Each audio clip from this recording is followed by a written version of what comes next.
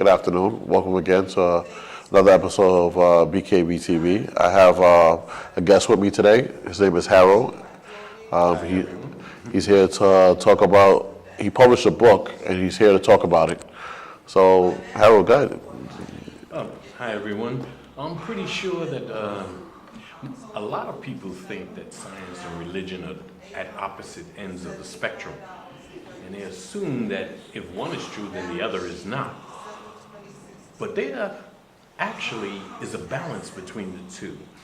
Really? And I have found, I've looked at a number of things in this book titled Last Call. The reason I call it Last Call is because a lot of religions, they attract either the motherhood side like Catholicism or the fatherhood side like Protestant, things like that. But the last call, I believe, is common sense. Okay? And using common sense, I have looked at the Bible. Okay. I've studied the Bible, and in heart, I am a scientist. Okay? And what I found out was that looking at the story of creation,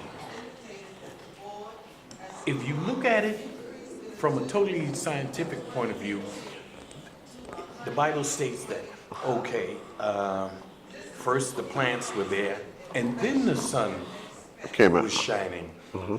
But obviously that can't be true scientifically. True. Okay? But if you look at it from the point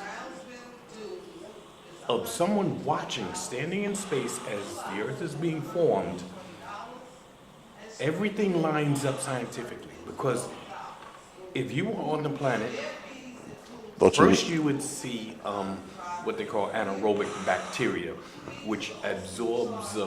it's like the organisms or whatever, right.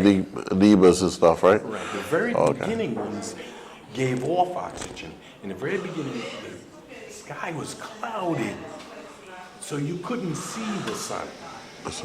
But when these bacteria started increasing, more oxygen came about. Really? When the oxygen came about, the sky started clearing up. So to someone standing here, it looks like the plants formed first, then the sun and the sky were created. And we all know, in a scientific point of view, you need the sun to create life. Right. Pretty much, right? You would need it anyway, right? That's awesome. But if you were standing in space watching this all happen, it plays out.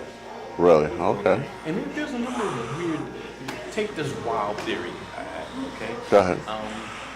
That the universe, Stephen Hawkins looked at the universe and he said, I can't decide after all his inquiries, he couldn't decide whether God created the universe.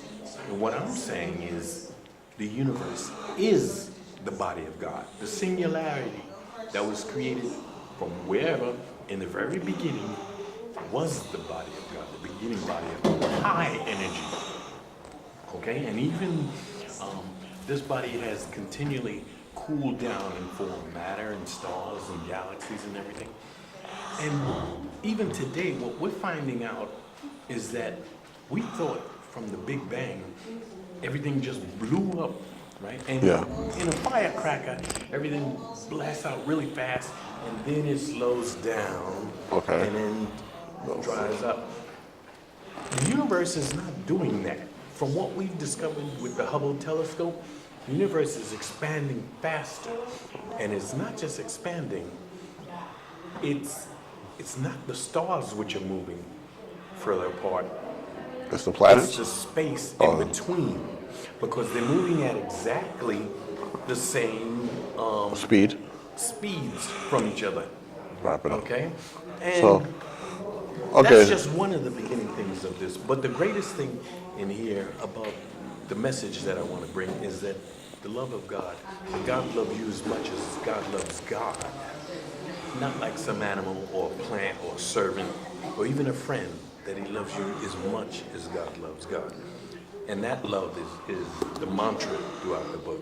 Okay, so, all right. So the name of the book again is called The Last Call, Common Sense.